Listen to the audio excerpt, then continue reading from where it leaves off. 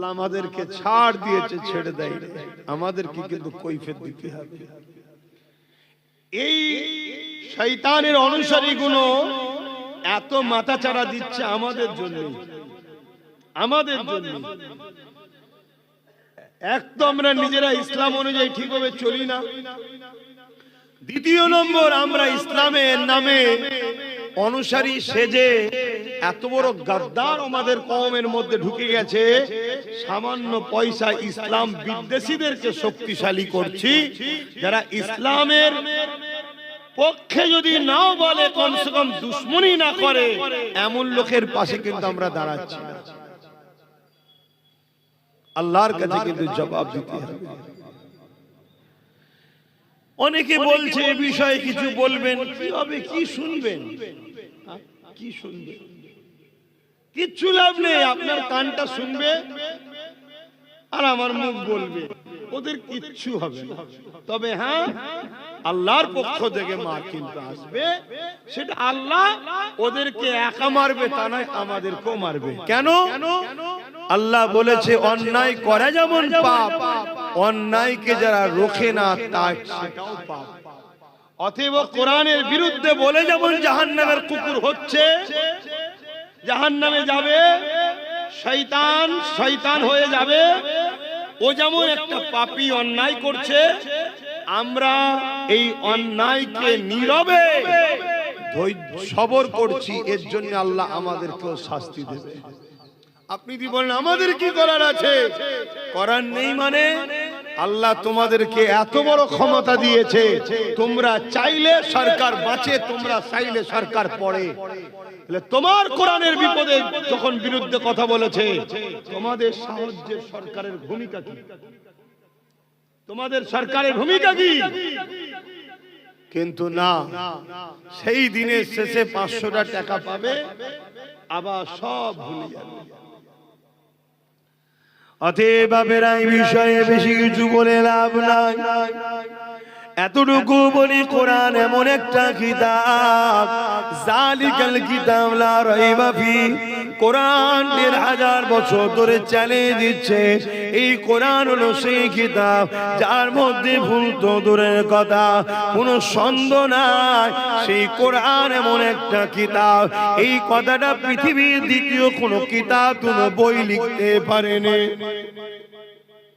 পৃথিবীতে আর কোন পুস্তকের উপরে এই কথা লেখা নেই, জালিকাল কিতাব লা রাইবা ফি, এর মধ্যে ভুল তো দূরের কথা, কোনো সন্দেহ নেই। প্রত্যেকে লেখে কি, যদি কোনো ভুল নজরে পড়ে ধরিয়ে দেবেন, পরের সংকলনে সংস্কার করে দেওয়া হবে, ঠিক করে দেওয়া হবে। একমাত্র কোরআন শরীফ একমাত্র কিতাব যেটা শুধু বই নয়, কালামুল্লাহ, আল্লাহর কথা, সেই আল্লাহর বাণী কিতাবুল্লাহ। প্রথমে বলছে পড়বি মানবি, পরে আগে এই ঈমানটা লিয়ায়। এর মধ্যে ভুল তো দূরের কথা, কোনো সন্দেহ নাই। 1500 বছর ধরে কোরআন শরীফ মক্কার মুশরিক জালিমরা যখন বলেছিল এই কোরআন তো মানুষের রচনা, মানুষ লিখেছে, ওই সময় আল্লাহ পাক বলেছিলেন তোমাদের যদি সন্দেহ হয় কোরআনের উপরে, তাহলে পুরো কোরআনের নাই একটা কোরআন লিখে তোমরা তো দেখাতে পারবে না। আল্লাহ বললেন কোরআনের নাই একটা ছোট্ট সূরা তোমরা তৈরি করে দেখাও। আজকে কোনো যদি মানবরূপী পশু বলে এই কোরআন মানুষ লিখেছে, মানুষের বাণী, মানুষের কথা, তাহলে তাকেও তো এই চ্যালেঞ্জটা অ্যাকসেপ্ট করা দরকার। এই কোরআনের নাই পুরো কোরআন তো দূরের কথা, কোরআনের নাই একটা ছোট্ট সূরা লিখে দেখাও, কোরআনের নাই একটা ছোট্ট সূরা বানিয়ে দেখাও। এ যুবকেরা 1500 বছর ধরে পুরো দুনিয়া জুড়ে কোরআনের মোকাবেলা করার জন্য আমেরিকা থেকে শুরু করে ইংল্যান্ড ব্রিটেন থেকে শুরু করে কোটি কোটি ডলার টাকা খরচ করে এই কোরআনের ভুল বার করার জন্য চেষ্টা করছে। কেউ 27 বছর, কেউ 30 বছর, কেউ 35 বছর এই কোরআনের রিসার্চ করতে করতে করতে ওই রিসার্চকারীরা বলতে লেগেছে একটা ভুল পেয়েছি, ওটা কোরআনের মধ্যে নয়, ওটা আমার মধ্যে ভুল পেয়েছি। এই ভুল হলো এটা, কোরআনকে না মেনে দূরে আছে। কোরআন কোনো মানুষের কথা নয়, কোরআন হলো মহান স্রষ্টার বাণী। তাই তারাও দলে দলে ইমানের কলেমা পড়ে কোরআনকে গাইড বুক হিসাবে মেনে নিচ্ছে।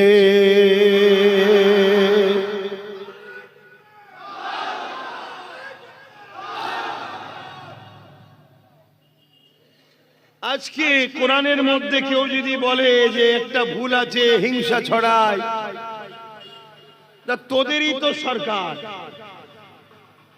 প্রধানমন্ত্রী তো তোদের, স্বরাষ্ট্রমন্ত্রী তো তোদের, তা কোরআনের আয়াতটার বিরুদ্ধে সুপ্রিম কোর্টে কেস কর। আর তোরাই তো আমেরিকাকে আব্বাজান বলে মানিস। আমেরিকা যখন রাষ্ট্রসংঘের মাথায় বসে আছে, দরকার রাষ্ট্রসংঘকেও বল,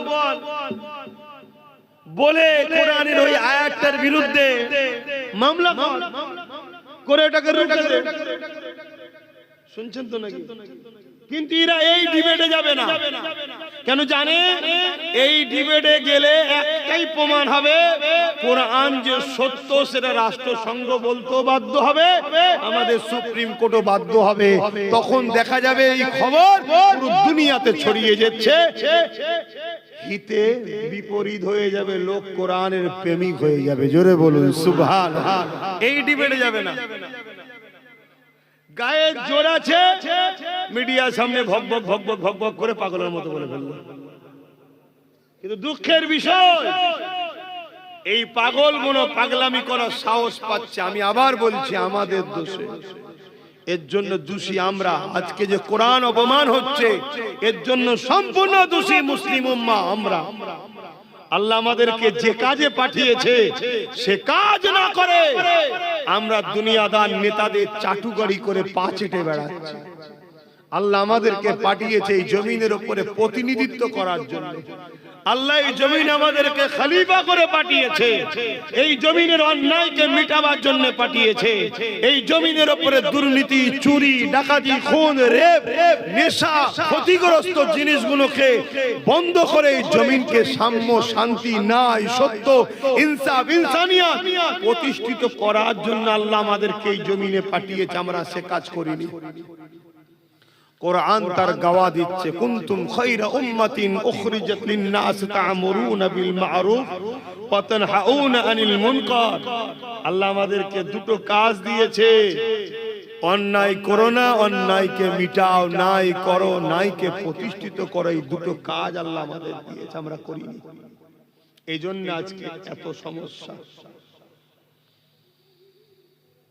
যতদিন এই দুনিয়া জমিনে সাহাবা হুজুরদের থেকে নিয়ে, ইমাম মুস্তাহিদ ফুকাহা থেকে নিয়ে এই জমিনের উপরে মানবতার পক্ষে, ইনসাফের পক্ষে, ইনসানিয়াতের পক্ষে, গরিব দুঃখীদের পক্ষে, এতিমদের পক্ষে, বিধবাদের পক্ষে এ নওজওয়ানেরা আমরা লড়াই করেছি। ততদিন এই জমিনের উপরে আল্লাহ আমাদেরকে যতলা করে রেখেছিল, এই জমিনের উপরে আল্লাহ আমাদেরকে শানওয়ালা করে রেখেছিল, এই জমিনের উপরে আল্লাহ প্রতিনিধিত্ব আমাদেরকে দিয়েছিল।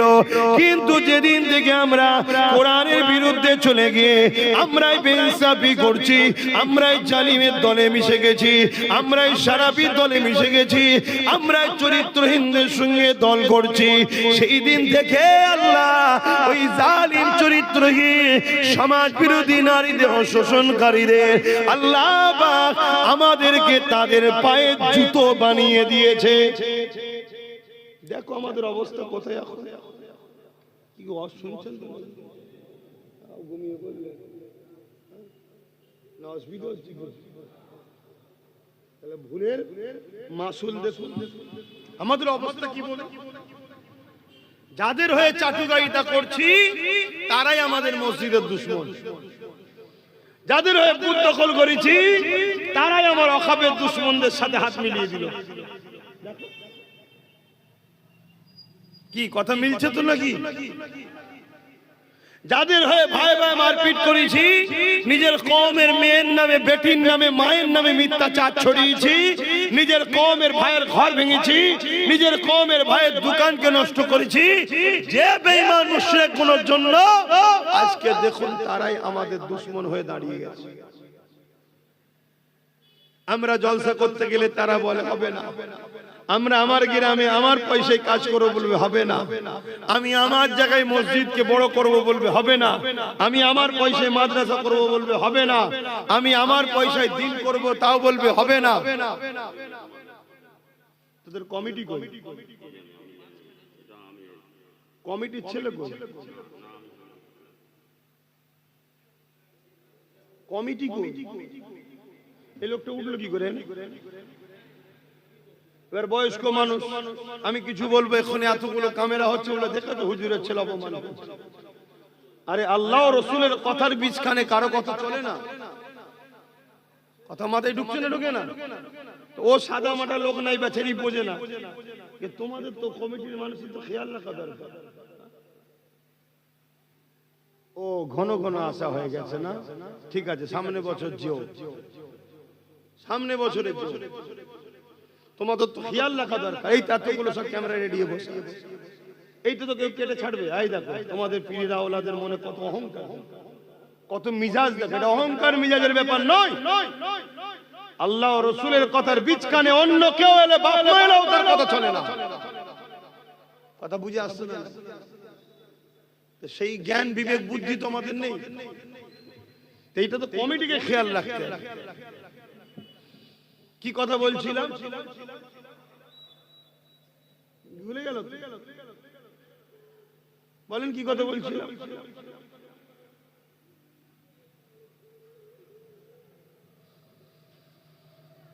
এইরকম আওয়াজের বিষয়ে ডিস্টার্ব হলে না আমার খেয়াল থাকবে না আপনাদের খেয়াল থাকবে। আমার তো ধিক্কার লাগছে জলসা মাহফিল করা, কিন্তু ভালোবাসার মানুষগুলো এমন ভাবে টানাটানি করে দাওয়াত দিয়ে ফেলি, কিন্তু ধিক্কার লাগছে জলসা মাহফিল। সেই মহব্বত নেই, সেই আদব নেই, সেই ভক্তি নেই।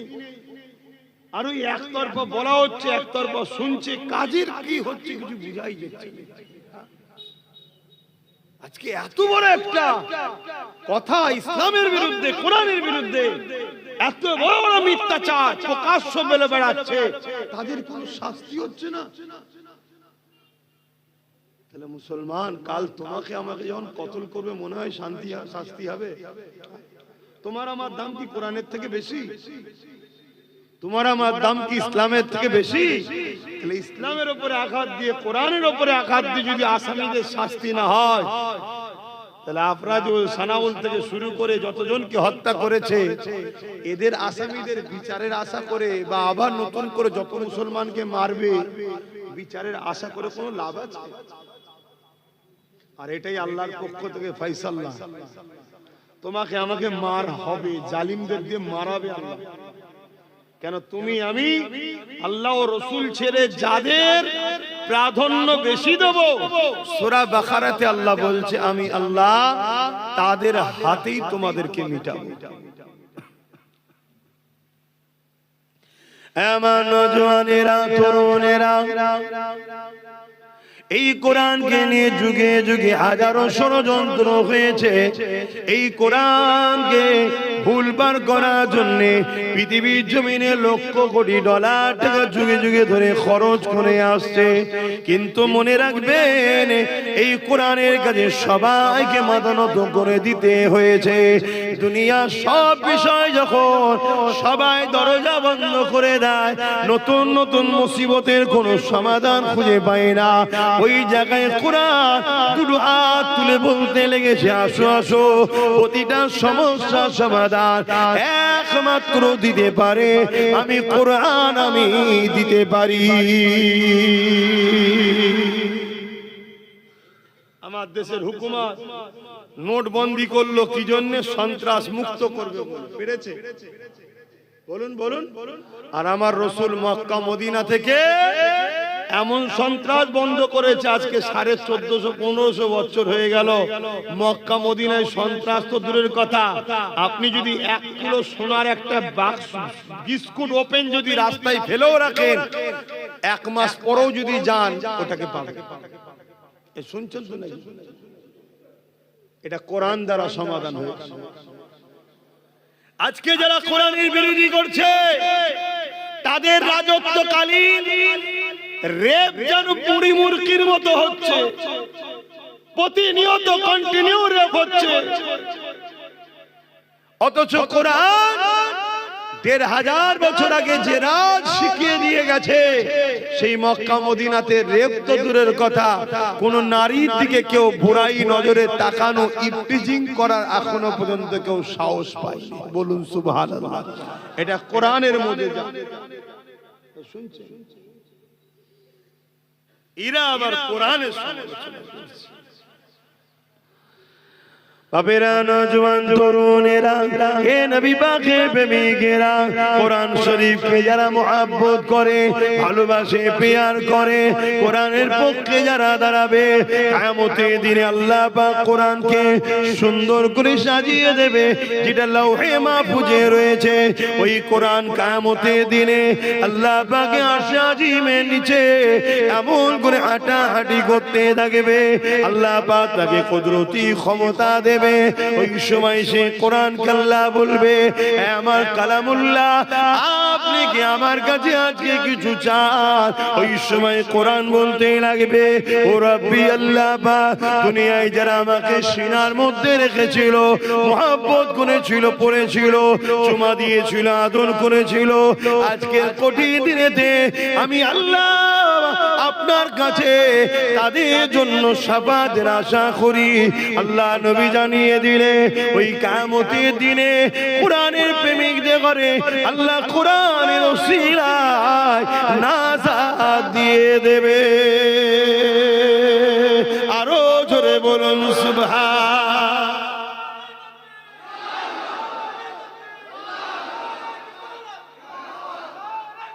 আল্লাহ, তাহলে সেই কোরআনের পক্ষে আমাদের দাঁড়াতে হবে না হবে না? এটা আল্লাহর পরীক্ষা। আল্লাহ কোরআনের হিফাজত করবে, কোরআনের দুশমনের বিচার আল্লাহ করবে। কিন্তু আমরা কোরআনের পক্ষে না দুশমনের পক্ষে? কোরআনের যদি পক্ষে হও, তাহলে প্রত্যেকটা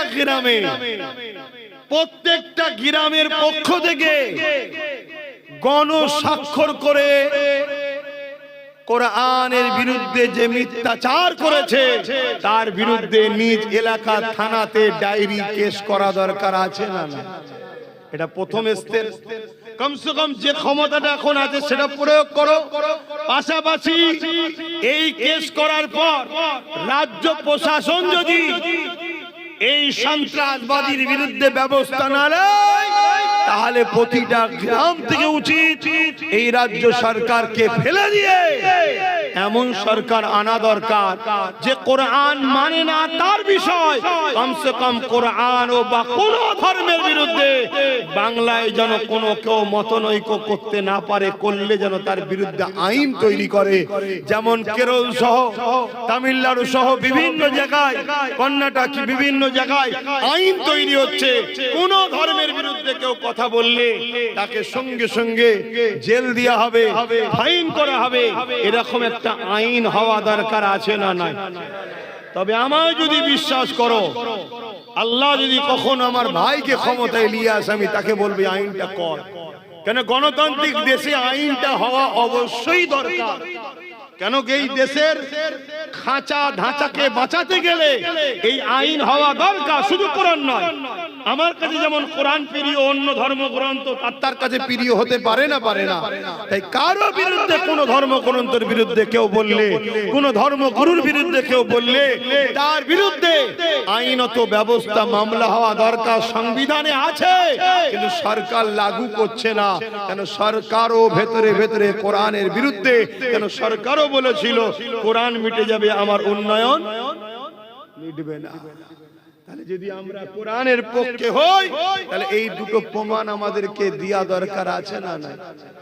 প্রথম কথা, প্রত্যেকটা গ্রামবাসী, গ্রামের মানুষ বসে হেডিং তৈরি করে যে থানার অধ্যুষিত এলাকায় আপনারা আছেন এবং গণস্বাক্ষর হাজার হাজার মা বোনেদের স্বাক্ষর করে জমা দেন এবং তাতে লেখা থাকবে অবিলম্বে যদি রাজ্য সরকার উপযুক্ত ব্যবস্থা না নেয় তাহলে আমরা আগামী দিন ব্যবস্থা নিতে বাধ্য হব।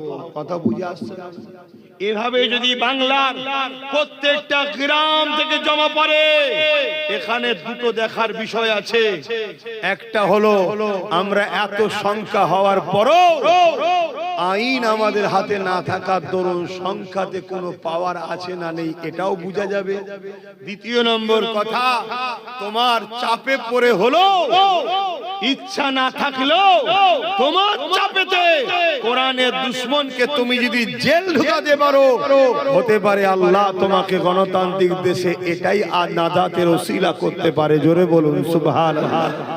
কেন এটা সর্বধর্মের দেশ, এখানে আমরা সংবিধান বিরোধী কোনো কাজ করতে তো পারি না, কেন এটা আমার ইসলাম ইজাজত দেয় না যে দেশকে ভালোবাসবো সেই দেশের আইনকে মান্যতা দিতে হবে। এটাকে মাথায় রাখা দরকার আছে।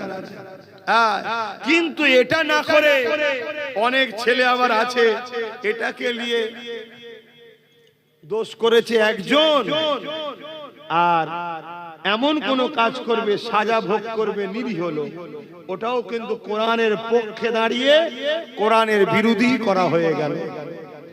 কারণ আল্লাহ পাকের কোরআন বলেছে কেউ যদি একটা নির্দোষ মানুষের উপরে জুলুম করে, হত্যা করে, সে যেন পুরো মানুষ জাতিকে হত্যা করে দিল।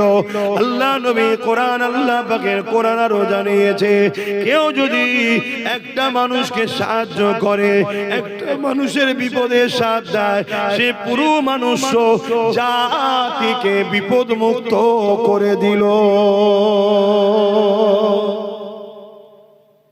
সেই কোরআন কখনো হিংসা ছড়াতে পারে? তাহলে উদ্দেশ্য কিছু আছে না নাই? একটা চুক্তি হয়েছিল মক্কার মুসলমানদের সাথে মক্কার মুশরিক জালিম অত্যাচারী শাসকদের সাথে। এটা যুদ্ধের চুক্তি, মনে রাখবে। চুক্তি হয়েছিল, কি চুক্তি? শান্তি চুক্তি। সেই চুক্তিকে, অনেক বড় কথা, সেই চুক্তিকে যখন মক্কার ওই জালিম মুশরিক অত্যাচারী শাসক আবু জেল, উতবা, সাইবা, আবুল আহাব বাহিনীরা ভঙ্গ করে, যখন সেই চুক্তিকে ভঙ্গ করে মুসলমানদের হত্যা করে, জুলুম করে, অত্যাচার করে, তখন আল্লাহ পাক বললেন তারা যখন শান্তি চুক্তি ভঙ্গ করে তোমার ভাইদের ঘরে মুসলমানদের উপরে, নিরীহ মানুষের উপরে জুলুম অত্যাচার করছে, এই যারা করছে এদের বিরুদ্ধে তোমাদেরকে লড়াই করার ইজাজত দিলাম। যেখানে পাবে তাদেরকে বন্দী করো, তাদেরকে কতল করো, কারণ এরা সমাজে শান্তি বিঘ্ন করছে। শুনছেন তো নাকি? এদের মধ্যে থেকে যারা এই জুলুম করেনি বা জুলুম করেও ফেলেছে, যদি ক্ষমা চেয়ে এলাই, আল্লাহর কোরআন তার পরের আয়াতে বলছে তাদেরকে তোমরা ক্ষমা করো এবং নিরাপদ জায়গায় তাদেরকে থাকতে দাও। বলুন সুবহানাল্লাহ। ধরুন আমাদের দেশে একটা চুক্তি হয়েছে, একটা ইন্ডিয়া, ভারত, একটা পাকিস্তান ভাগ হয়েছে তো নাকি? চুক্তি হয়ে গেছে, এদিকটা তোর, এদিকটা আমার। কিন্তু দেখা যাচ্ছে এই চুক্তিকে ভঙ্গ করে পাকিস্তান যদি আগ বেরিয়ে এসে আমার দেশের উপরে জুলুম করে, অত্যাচার করে, দেশবাসীকে বোম মারে, গুলি করে, শান্তিকে নষ্ট করে, চুক্তিকে ভঙ্গ করে, আমার দেশের আইন ব্যবস্থা বা আমার দেশ তখন কি বলবে? যেখানে পাবে পাকিস্তানিদেরকে মারো। কি বলা দরকার আছে? কেন? তারা চুক্তি ভঙ্গ করেছে, আইন অমান্য করেছে, একটা সিস্টেমকে ব্রেক করে সমাজে সন্ত্রাসী শুরু করেছে, খুন শুরু করেছে, নারীদের উপর অত্যাচার শুরু করেছে। অতএব এদেরকে শাস্তির দরকার আছে। সেই রকম একটা সিস্টেম মক্কার তৎকালীন সময় যারা শাসক ছিল, আবু জেহেল, উতবা, সাইবা, আবু লাহাব, এরা বড় বড় ক্ষমতাশালী, সমাজ বিরোধী, চরিত্রহীন ছিল। এরা মক্কা মদিনার উপরে, সাহাবা হুজুরদের উপরে বড় জুলুম অত্যাচার করেছে। তার জন্য একটা চুক্তি হয়েছিল, সন্ধি হয়েছিল। এই সন্ধিতে একতরফা মক্কার মুশরিক জালিম অত্যাচারীরাই বলেছিল, একতরফা বলেছিল আমার রাসূল শান্তির স্বার্থে সব মেনে নিয়েছিল, সব মেনে নিয়েছিল। এমনকি আমার রাসূল পাক সাল্লাল্লাহু আলাইহি ওয়াসাল্লামের নাম মুবারককে রাসূল লিখাতে তারা বলেছিল রাসূলটা কাটতে হবে। আল্লাহ নবী নিজে হাতে করে মুছেও দিয়েছে শান্তির স্বার্থে। শুনছেন? এরপরে ওই মুশরিক জালিম অত্যাচারী গুলো তারা জোর করে জুলুম করে এই শান্তি চুক্তিকে ভঙ্গ করে মুসলিমদের হত্যা, মুসলিমদের নারীদের উপর অত্যাচার, তাদের পশুকে ক্ষতি করা, তাদের ক্ষেত খামারকে ক্ষতি করা, নানা রকম ভাবে ক্ষতি শুরু করেছে। আল্লাহ পাক তখন বললেন 4 মাস যে যুদ্ধের মাস নিষেধ আছে, যখন পার হয়ে যাবে, এরা যখন জুলুম করছে, অতএব এদেরকে উপযুক্ত শিক্ষা দিবার ইজাজত তোমাদেরকে দিলাম। কথা বুঝে আসছে না? আজকে যেমন এইটা যদি হওয়ার দরুন, জালিমকে বিরুদ্ধে লড়াই করার দরুন, সন্ত্রাসদের বিরুদ্ধে লড়াই করা যদি কোন একটা ধর্ম বা ধর্ম গ্রন্থের উপরে কেউ আঘাত দেয়, আর এটা মূলত বাংলাদেশে একটা আমার গায়ের ইসলাম ভাইকে কিছু লোক পিটিয়ে মেরে আগুন দিয়ে পুড়িয়ে দিয়েছে, দেখেছেন তো? দেখেছেন? আচ্ছা, এই কাজটাকে আপনারা কেউ সাপোর্ট করেন? এই মেরে দেওয়া পুরানো ইসলাম ইজাজত আছে? ইসলামে তো পুরানোই হারাম। ইসলামে যদি কারো কার্টুন তৈরি করে পোড়াও, ওটাও ইসলামে নিষেধ। এই যে আমরা আন্দোলন করতে গিয়ে অনেক সময় বিভিন্ন নেতাদের কার্টুন তৈরি করে পোড়াই না, ওটাও ইসলাম বিরোধী।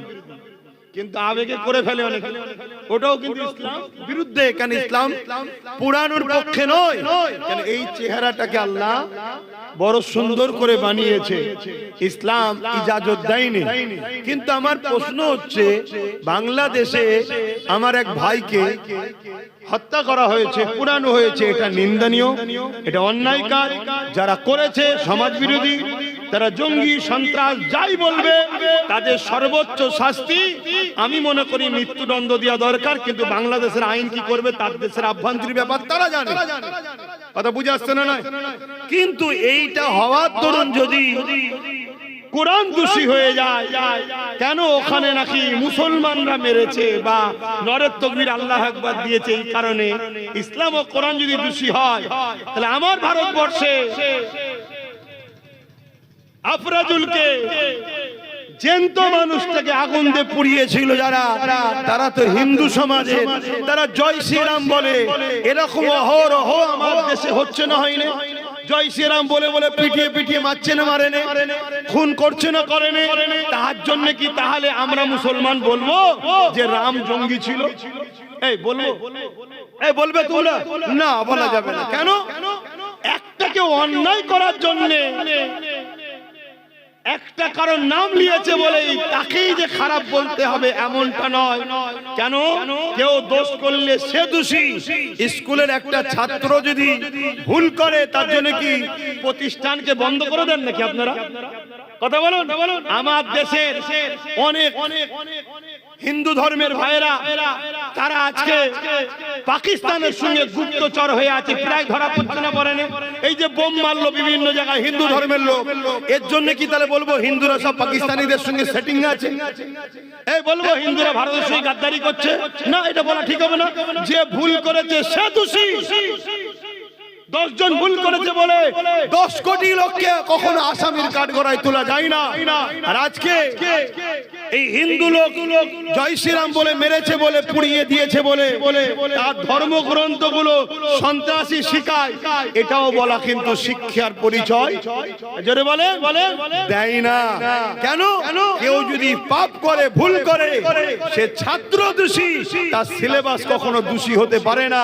কোন ধর্মই হিংসা শিখায় না, কোন ধর্মই বিভাজন শিখায় না। মানুষ তার ধর্ম সম্বন্ধে না জেনে খুন খারাপির মধ্যে জড়িয়ে যায়। যেমন আজকে যে কোরআনের বিরুদ্ধে কথা বললো, তারা যাকে ধর্মগুরু বলে মানে, গুরুচাঁদ ঠাকুর, হরিচাঁদ ঠাকুর, তারাও পড়াশোনা করেছে মাদ্রাসা মক্তব থেকে, কোরআনের ঘর থেকে তারা পড়াশোনা করে বড় হয়েছে। কথা মাথায় ঢুকছে না? ঢোকে না? তাহলে দেখুন তারা কত ভালো মানুষ ছিল, তারা কত ভালোবাসত। কিন্তু তার ঘরে যদি একটা কলঙ্ক জন্ম হয়, তার জন্য পুরো সবাইকে খারাপ বলা, জোরে বলেন, এটা কিন্তু আদর্শ আমাদের মধ্যে এখনো বিদ্যমান, বিরাজমান। কেন? আমাদের নবী আমাদেরকে শিখিয়েছে। আজও এই উলামারা আপনাদের ঘরে শিখায় যে বাবা, কেউ ভুল করলে তাকে দোষ দাও, পুরো সমাজ তার জাতিকে দোষ দিও না, তার বাপকে দোষ দিও না। যেমন আমরা অনেক জায়গায় বলি যে আমার উপরে রাগ থাকলে আমায় বল, আমার বাপ মাকে গালিগালাজ দিস না। কথা মাথায় ঢুকছে? আজকে সেই জায়গায় এরা মূলত আমার দেশের সম্প্রীতিকে নষ্ট করছে, এরা আমার দেশের শান্তিকে নষ্ট করছে। আজকে পৃথিবীতে এক চীন আর ভারত ছাড়া আর কোন বড় দেশ নাই, সব ছোট ছোট দেশ। আমেরিকা চাইছে ভারতকে টুকরো টুকরো করে ছোট ছোট করে দেবো, তবে সবকিছুর ওপর তার দাদাগিরিটা চলবে। তাহলে সেই জায়গায় এই দেশদ্রোহীদের বিরুদ্ধে এবং ধর্মের বিরুদ্ধে এবং এদের মূলত লোক দেশকে শেষ করা, এদের বিরুদ্ধে দেশবাসী অন্য ধর্মের মানুষের ব্যবস্থা নেওয়া দরকার। নেবে কি না নেবে তাদের ব্যাপার, কিন্তু আমাদের নেওয়া দরকার আছে না? তাই এই আহ্বান করলাম, প্রত্যেকেই মামলা করে। অলরেডি সর্বপ্রথম মামলার বিরুদ্ধে যে করেছে, যার বিরুদ্ধে মুসলিম সমাজের মানুষ অনেক সমালোচনা করো, সেটা নওশাদ সিদ্দিকী প্রথম করেছে। কথা বুঝে আসছে? আজ কত মুসলিম এমএলএ আছে, কত মুসলিম এমপি আছে, কত মুসলিম প্রধান আছে, বিডিও আছে, কি বলে ব্লকের দায়িত্বে আছে, কত মন্ত্রী দাবিদার মুসলমান। তুমি যদি মুসলমান সচ্চা হও, এটাই তো তোমার টেস্টের সময়। কিন্তু এখানে তুমি কেস করবে না, তাহলে জানতে হবে তুমি সেজে আছো মুসলমান। আগামী দিন তোমার পাশে মুসলমানদের দাঁড়িয়ে কোনো লাভ হবে না। বাবেরা, নজওয়ানেরা, তরুণেরা দীর্ঘ 23 বছর ধরে ধারাবাহিকভাবে আমার রাসূলুল্লাহর উপরে এই পবিত্র আল কোরআন নাজিল হয়েছে, যেটা মনুষ্য জাতির জন্য হুদাল লিন্নাস, শুধু মুসলমানদের গাইড বুক নয়, এটা মনুষ্য জাতির জন্য মহান স্রষ্টা পাঠিয়েছে। এই কোরআন যতটা মুসলমানদের গাইড বুক, এই কোরআন হলো হিন্দুদেরও গাইড বুক। সামন করে খ্রিস্টান, নাসারা, জৈন, বৌদ্ধ সমস্ত মানুষের জন্য মহান স্রষ্টা কোরআনকে পাঠিয়েছে। এই কোরআন হলো হুদাল লিন্নাস। এই কোরআন মানুষকে অন্যায় এবং সত্যের পার্থক্য বোঝায়। এই কোরআন মানুষকে ইহদিনাস সিরাতাল মুস্তাকিম, সঠিক সরল রাস্তা দেখায়। এই কোরআন মানুষকে নাজাতের রাস্তা দেখায়। এই কোরআন মানুষকে বিপদ থেকে বাঁচায়। এই কোরআন মানুষকে ন্যায় সত্য রাস্তা দেখায়। এ যুবকেরা, তরুণীরা, বাপেরা, এ নবী পাকের প্রেমিকেরা, এই বলে দিয়ে যায়, এই কোরআনকে রিসার্চ যারাই করেছে তারাই কোরআনের প্রেমিক হয়ে গেছে। আজকে সেই কোরআন আমার বাংলায় অবমাননা হবে, আর বাংলা 4.5 কোটির উপরে মুসলমান, আমরা খামোশ ভাবে এটাকে মেনে নেব, আইনের আওতায় যাব না, এর বিরুদ্ধে লড়বো না, এমন করে চুপচাপ হয়ে রয়ে যাব। মনে রেখে দিও, আল্লাহর পক্ষ থেকে জালিমের উপরে তোমার আসবে, তোমার আমার উপরও কিন্তু শাস্তি আসবে। এই মনে রেখে দিও, যে সরকার বলেছিল বিজেপির হাত থেকে বাঁচার জন্য আমাকে সাপোর্ট করো, আজ যখন বিজেপির কোন নেতা ইসলামের উপরে আঘাত দেয়, কোরআনের উপরে মিথ্যাচার করে, তোমার আমার উচিত তো সেই সরকারকে চাপ দেওয়া, অবিলম্বে তুমি একে বন্দী করো, যদি না বন্দী করো দ্বিতীয়বার আর তোমার কথাকে গুরুত্ব দেবো না। ঠিক তো নাকি? এটাই তো সুযোগ। কিন্তু মনে হয় তোমাদের সাথ দেবে। হ্যাঁ, কিন্তু আমার একটা কথা মনে হয় কি জানেন, আমি বিগত দিন দেখেছি খুব যখন চাপে পড়ে যায়, ধরতে যত না দেরি করে জামিন হতে তাতে তাড়াতাড়ি হয়ে যায়, এরকম হালকা কেস দেওয়া ছেড়ে যায়। এই কথা বুঝে আসছে না? নাই, কিন্তু আমাদের ডিউটি আছে না নাই চাপ দিবা। হ্যাঁ, দিতে হয়।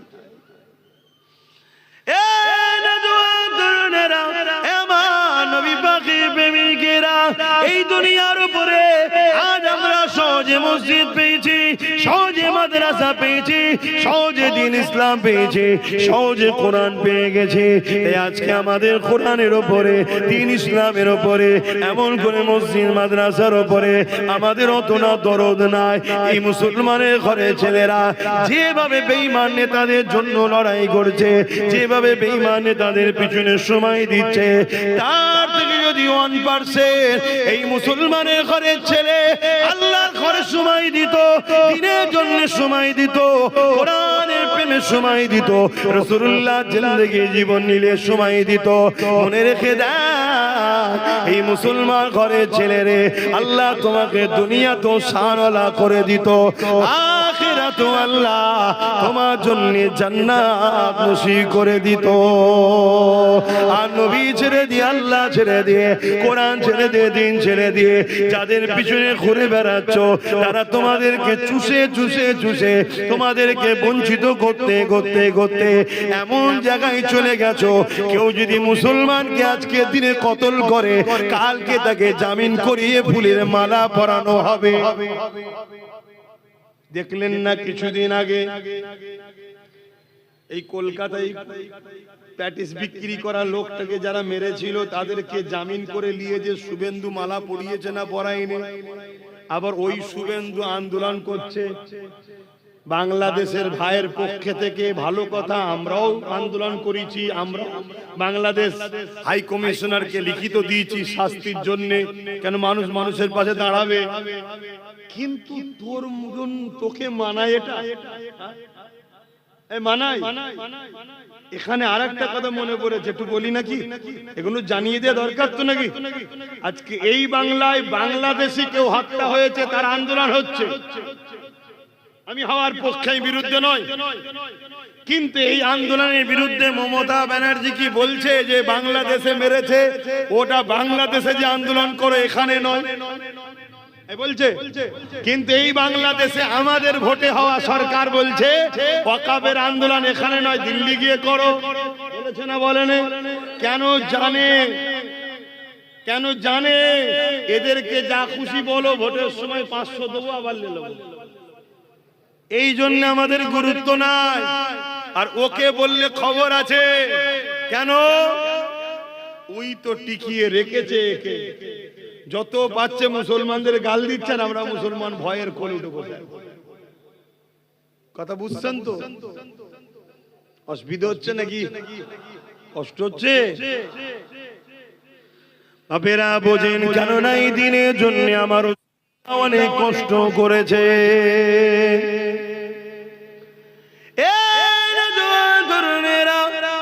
আল্লাহ নবী যখন 1000 বছর আগে 570 খ্রিস্টাব্দে মক্কা জমিনে যখন নবী আমার আগমন করলে, আল্লাহ নবী বড় হতে লাগলে, বড় হয়ে দেখতে লাগলেন মক্কার বাপগুলো নিজের মেয়েগুলোকে জেন্ত জেন্ত পুঁতে দিতে লেগেছে। আল্লাহ নবী বড় ব্যথিত হতে লেগেছে, নবী আমার বড় কষ্ট পেতে লেগেছে। মক্কা জমিনে ছেলেরা নিজেদের মায়ের সঙ্গে নোংরা কাজ করতে লেগেছে। এ যুবকেরা, তরুণেরা, শাম থেকে শুরু করে, পারস্য থেকে শুরু করে, রোম থেকে শুরু করে, এইভাবে নারীদেরকে অবজ্ঞা করা হতে লেগেছে। এইভাবে জমিনের উপরে সন্ত্রাসবাদীদের দাবদাবা বেজে গেছে, অন্যায় অত্যাচার স্টিম লোড়া চলতে লেগেছে। এই দুনিয়ার গরিব দুঃখী অসহায় গুলো বাজারে আলু পটলের মতো বিক্রি হতে লেগেছে।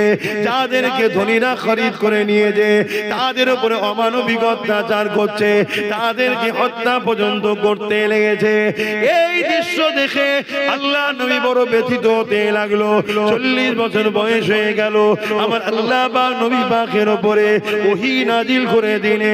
নবী আমার দ্বীনের প্রচার শুরু করে দিলে, মানুষকে ন্যায়ের দিকে ডাকতে লাগলে, নারীদের অধিকারের জন্য কথা বলতে লাগলে, নারী হত্যা বন্ধ করার কথা বলতে লাগলে, গরিবদেরকে অধিকার দিবার কথা বলতে লাগলে। মানুষ কখনো মানুষের প্রভু হবে না, মানুষ কখনো মানুষের কিদদাদাজি হবে না, মানুষকে আজানের কথা আল্লাহ নবী বলতে লাগলে। এই জমিনের উপরে একদল লোক আছে, ক্ষমতার জোরে মানুষের প্রভু হয়ে থাকতে চায়। তারা দেখতে লেগেছে মুহাম্মদ রাসূলুল্লাহকে কি করে রুখা যায়। যদি না রুখা যায়, মুহাম্মদ রাসূল ইনসাফের কথা বলে, ইনসানিয়তের কথা বলে, গরিবের পক্ষে কথা বলে, নারীর অধিকারের কথা বলে, মানবতার কথা বলে, মানুষ কখনো মানুষের কিদদাদাজি হবে না, এই কথা মুহাম্মদ রাসূল বলে। তাই তারা আমার নবী পাককে রুখার জন্য, এ যুবকেরা, তরুণেরা, আল্লাহ নবীর উপরে অনেক অত্যাচার করেছে। কাবার সামনে নবী দ্বীনের মেসেজ দিচ্ছিল, আবু জেহেল এসে আমার নবী পাকের গায়ে হাত পর্যন্ত তুলে দিয়েছে। এ নবীর উম্মতেরা, একবারও কি তোমার দিল কাঁদে না? তোমার রাসূলের দ্বীনের জন্য তোমার কি মন একবারও কাঁদে না? যে রাসূলুল্লাহ তোমার আমার কাছে 3টে জিনিস রেখে গেল। প্রথম নম্বর হলো কিতাবুল্লাহ, আল্লাহ পাকের কোরআন। দ্বিতীয় নম্বর হলো সুন্নাতে রাসূলি, আমি রাসূল আমার সুন্নাত। 3 নম্বর হলো আহলে বাইতি, আমি নবী আমার খানদান। কিয়ামত পর্যন্ত এই 3টেকে যারা মুহাব্বতের সঙ্গে মজবুত করে ধরবে, দুনিয়া তো অসুবিধা হবে না, আখিরাতেও চিন্তা থাকবে না।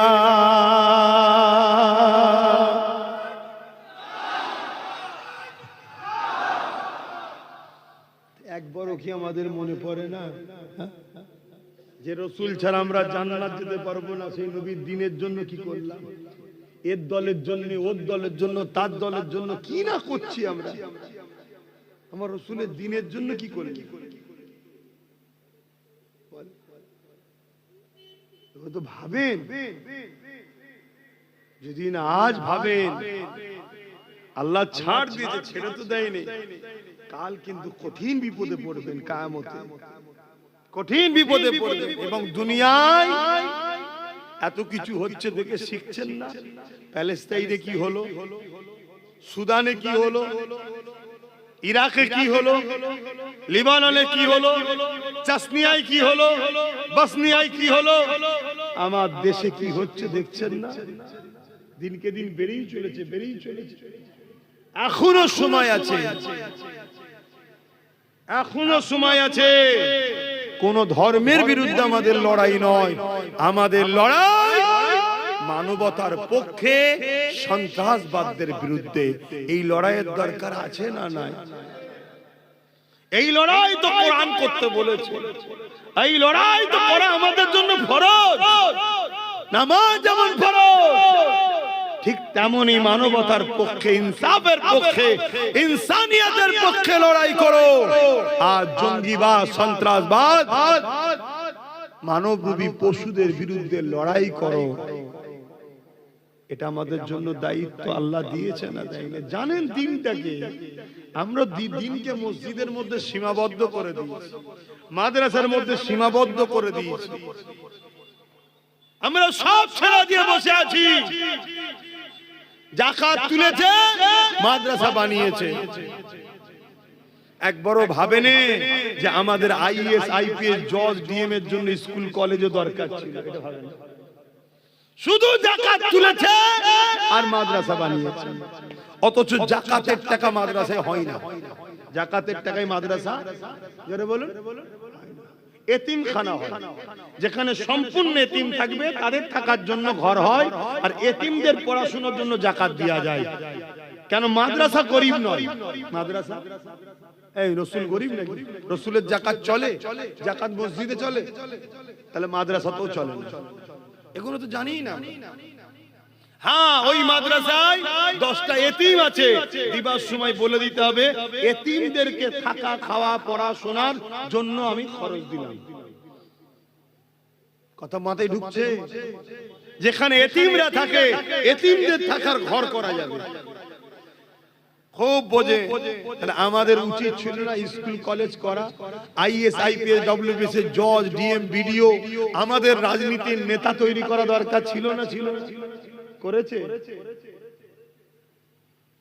এখনো সময় আছে, ভাবেন, এখনো সময় আছে। ছেলেগুলোকে পড়া, সবাইকে মৌলভী সাহেব করবো এই স্বপ্ন যাবেন না। সবাই যদি মৌলভী সাহেব হয়, মসজিদ একটা আর গ্রামে হাফেজ 10টা, মৌলভী সাহেব 10টা, ও মসজিদের ভেতরে ঢুকে গুতুগুতি হবে। যদি ঠিকও পড়ায় তাও লোক মারবে, কেন ওকে তাড়াতে পারলে আমার চান্স। হাফেজ হওয়ার পরেও যদি তুরস্কের প্রেসিডেন্ট দেশ চালাতে পারে, তাহলে আমার বাচ্চাকে হাফেজ করব, আমার শখ করুন, কিন্তু পাশাপাশি কেন আমার বাচ্চাকে ডাক্তার বানাতে পারবে না? অপারেশন করার সময় কোরআন পড়বে, শুনছেন তো নাকি? কেন আমার বাচ্চাকে আইপিএস আইএস জজ ডিএম ভিডিও বানাতে পারবো না? আমার বাচ্চা ডিউটি করবে, কোরআন পড়বে। কথা কিছু মাথায় ঢুকছে না? ঢোকে না? আমাকে বেকার মনে হচ্ছে? বড্ড বেশি বকছি না? এই বছরটা বকে নিয়ে আর কি করবে? ভালো লাগছে? খুব ভয়ানক সময় আসছে, বিশাল যুদ্ধ হবে আগামী দিন। তোমাদের তো খেয়ালই নাই, তৈরি হচ্ছে কি গো? আমি ভয় খাওয়া ছেলে না, ক্যামেরার সামনেই বলছি, বিশাল বড় যুদ্ধ হবে। তৈরি হচ্ছে তোমরা? তৈরি হও, তৈরি হও। আর এই তৈরি হওয়াতে যা হতে হয় সব হতে হবে, কিন্তু একটা আমার পক্ষ থেকে দাওয়াত দিয়া রইল, সেটা হলো এটাই, ছেলেগুলোকে না খেয়ে হলো শিক্ষিত করো, আইএস আইপিএস জজ ডিএম এর লাইনে ঢুকাও। বারবার বলে যাচ্ছি, এই যুদ্ধ কিন্তু বিরাট ভয়ানক যুদ্ধ হবে। ভাবো, যদি ভাবার হয় ভাবো, না ভাবার হয় তুমি তোমার ঘরে যে খাবে, আমি আমার ঘরে চলে যাচ্ছি, আল্লাহ ভরসা। দেখা যাক, কোন একটা জায়গায় কেউ বাপের মতো, কেউ ভাইয়ের মতো আপনারা, তাই বুঝাচ্ছি। দেখো না চারিদিকে কি হচ্ছে, খেয়াল করে দেখো। একটা লোক ইনসাফের জন্য কি ইনসাফ পাচ্ছে? যা কার কথা বেরিয়ে লাভ নেই, নামাজ পড়তে হবে, 8টায় নামাজ হবে। তার আগে একটু সালাম দিয়ে নি, ইয়া নবী সালাম